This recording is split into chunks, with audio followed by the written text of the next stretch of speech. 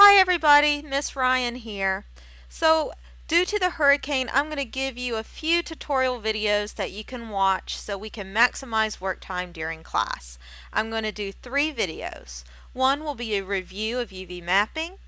Second will be how to get your model in UV map into Substance Painter. And after we have class, I will make a third video showing you how to get those textures back into Maya.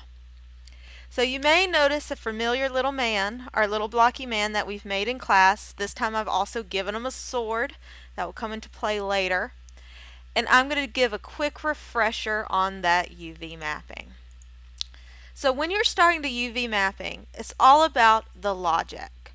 I'm going to go to my orthographic views, and I want you to look at your model in each orthographic view: top, front, side, and perspective view.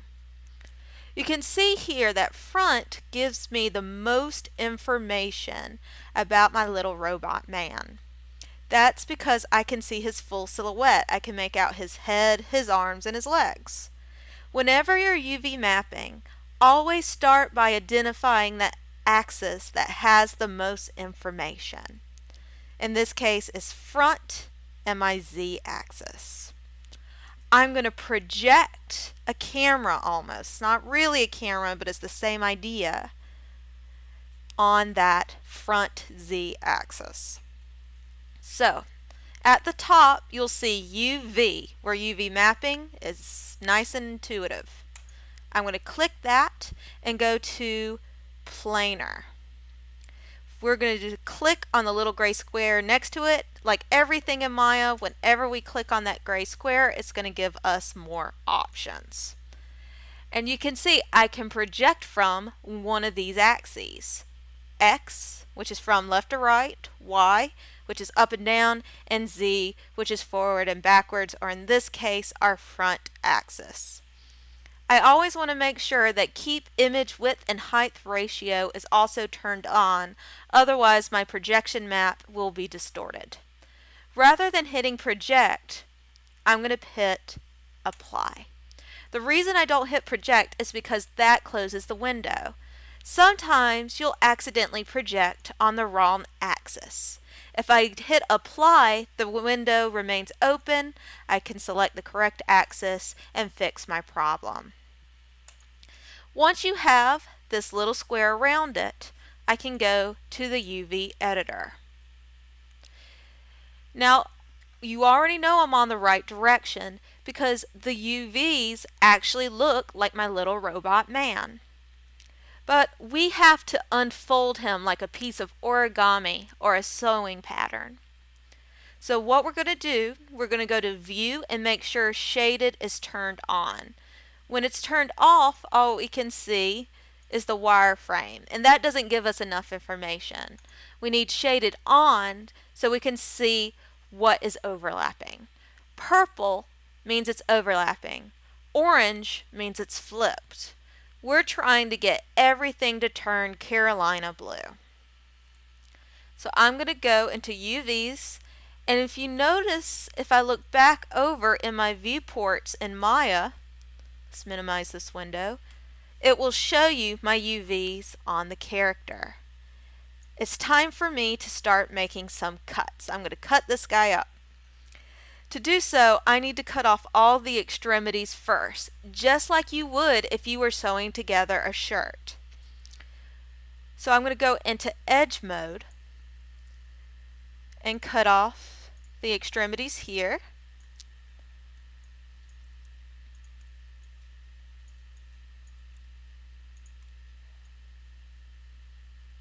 Okay, got all the edge loops selected all the way around. Y'all see that? They're orange. I selected the edge loop all the way around, just like I'm about to cut off the sleeves of a shirt.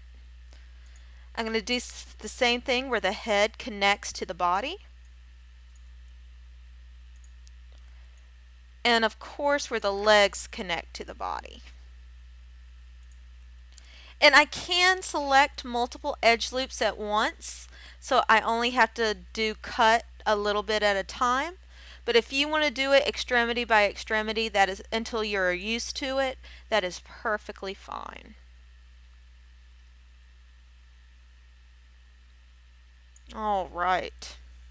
Now I can go back to my UV editor and go to cut and sew, just like sewing, lots of parallels, you guys, and go to cut. Now for me, it has Shift X. For you guys, it will have, actually it has Shift X on Microsoft as well. So just make sure you check which one you're using, Mac or a Microsoft computer, because they do have different shortcuts. But you can always find it under Cut Sew and go to Cut. So you may notice that all those edge loops that I just selected have turned to bold white. That means that my cuts were successful. If your cuts were not successful, 1, it means that you missed an edge loop. 2, it means that you have non-manifold geometry and extruded too many times. So don't get stuck if your shells don't move. It means that something's wrong with your model and you need to go fix it before you can go further in the UVing process. So I'm going to go into UV shell mode and I'm going to move my arms. I'm in symmetry mode now, so I need to turn that off. Move my shells away from the body.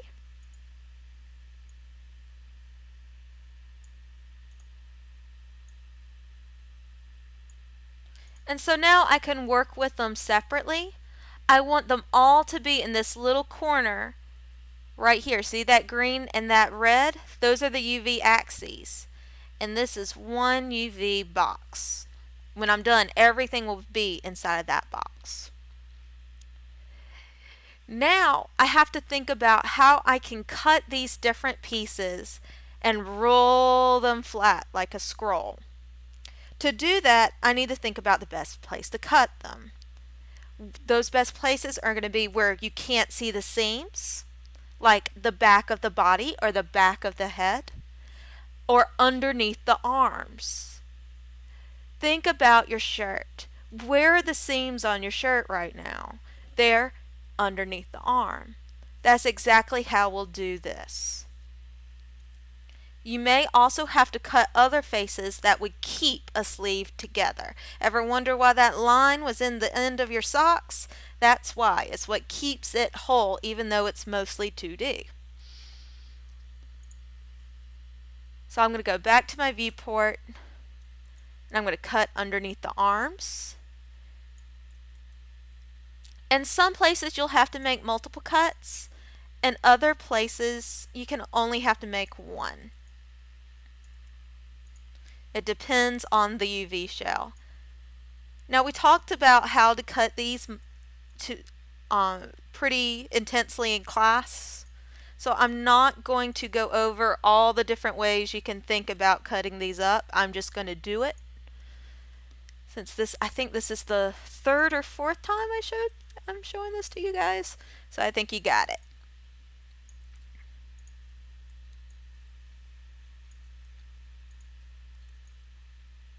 Get the bottoms of the feet. If we need to cut those further, we can once we unfold. Okay. Let's cut along this line as well here. This line as well. Okay. Now I can go back to my UV editor, go to Cut and Sew, Cut, or Shift X. You can see it worked because all the white lines turned bold. And now I can start unfolding. If you want to unfold things shell by shell, go to UV mode rather than UV shell.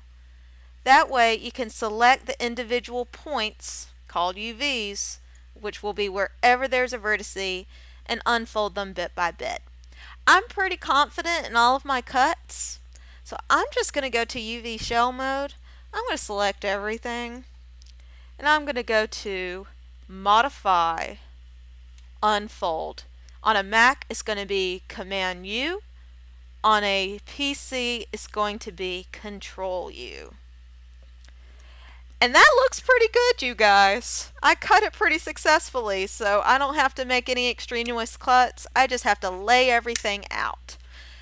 And Maya has a tool built in for me to do that.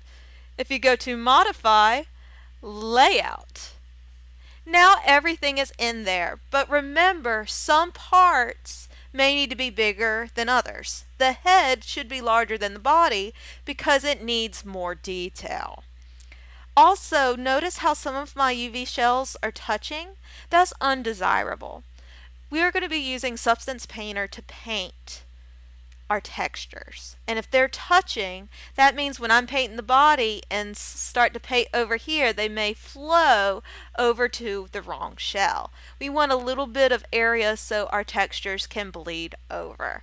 My Move, Scale, and Rotate tools work here just like they do in your viewport.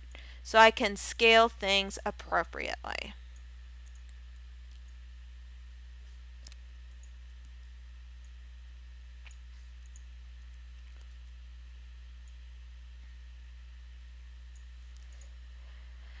To see if my UVs turned out all right, see the top here to the right, there's a little picture with mountains and a sun and a checkered board.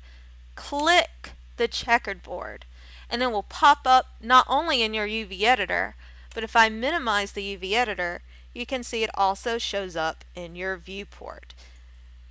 And it looks pretty good. I have some diagonal checkered boards, but I can tell that when I go to Substance Painter, it will paint nicely, which is what we're going to do in the next video. Thank you for your time, and I look forward to seeing you in class.